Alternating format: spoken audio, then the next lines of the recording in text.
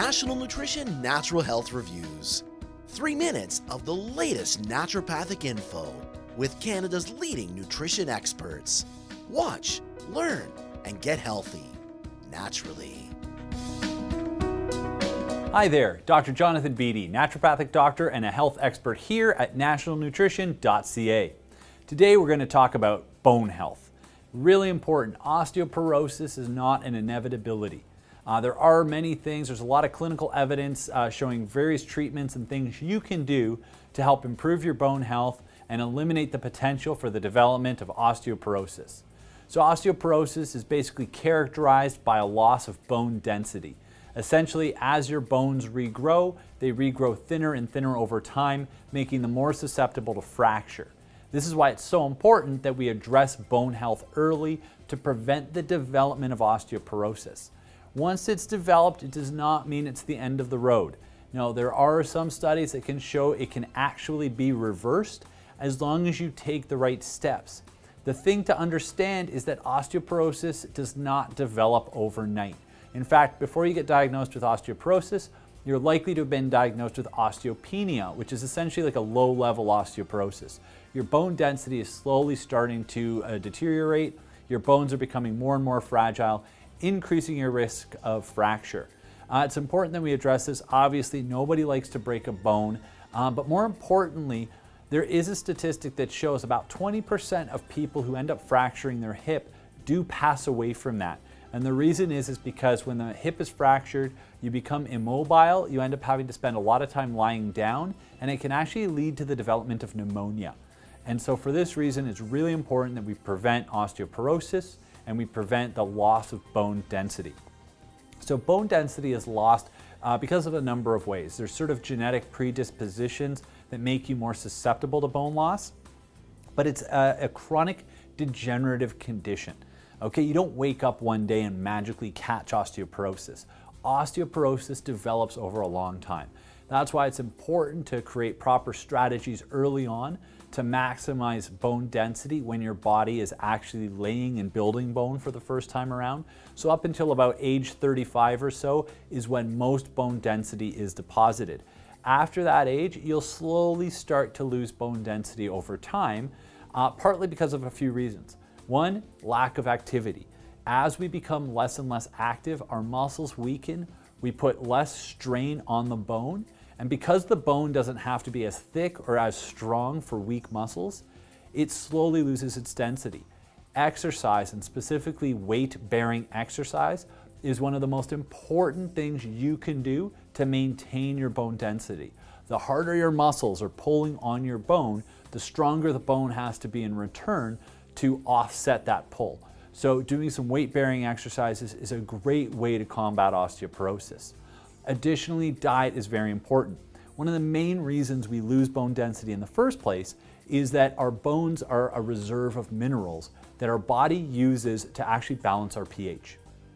By increasing the intake of minerals in our diet, typically by the consumption of a lot of leafy green vegetables, we can increase our mineral intake and manage our pH naturally. If we intake a diet that's too high in acids and we don't take in enough minerals to balance that out, what ends up happening is our body has to go to its mineral reserves in order to create a buffer to combat those acids. And unfortunately, in the human body, the mineral reserve is our skeleton. So we start to actually slowly degrade the bones to help our bodies eliminate these excessive acids, and this leads over time to the development of osteopenia and then progressing into osteoporosis. So a proper diet that's really focused on high vegetable intake to optimize the alkalinity of the diet, reducing the acids that are produced in the body, can really help to mitigate the development of osteoporosis. Supplementing with minerals is also very important. Many people, they get stuck on just calcium.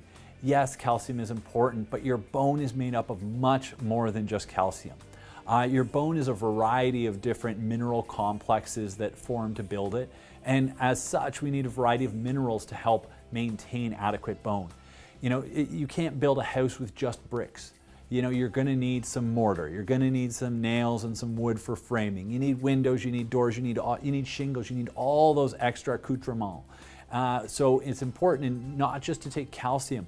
Your body's also going to need magnesium, strontium, silica, boron, zinc. There's a variety of minerals that go into the manufacture of bone, and ensuring that you take adequate quantities is very important. Now, in addition to that, how our body regulates these minerals is important. Taking vitamin D is extremely important. On behalf of Health Canada, take your vitamin D. The average Canadian is actually deficient in this very important nutrient.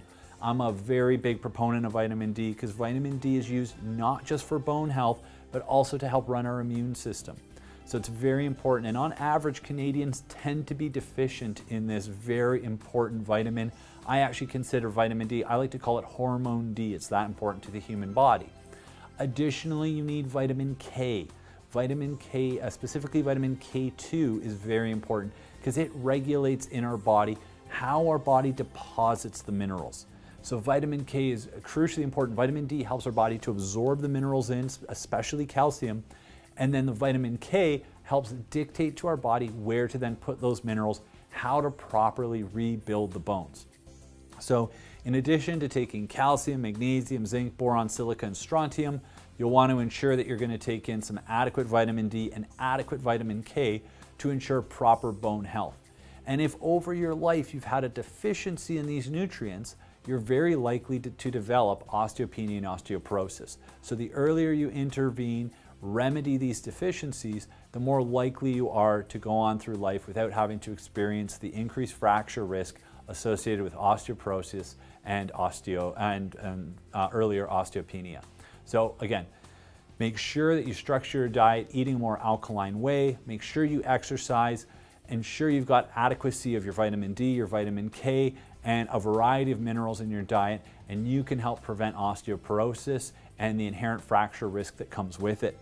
So I hope you've learned something from this video. Check out more of our natural health videos, subscribe, and if you have any questions or comments, please post them below. And always remember, knowledge is health.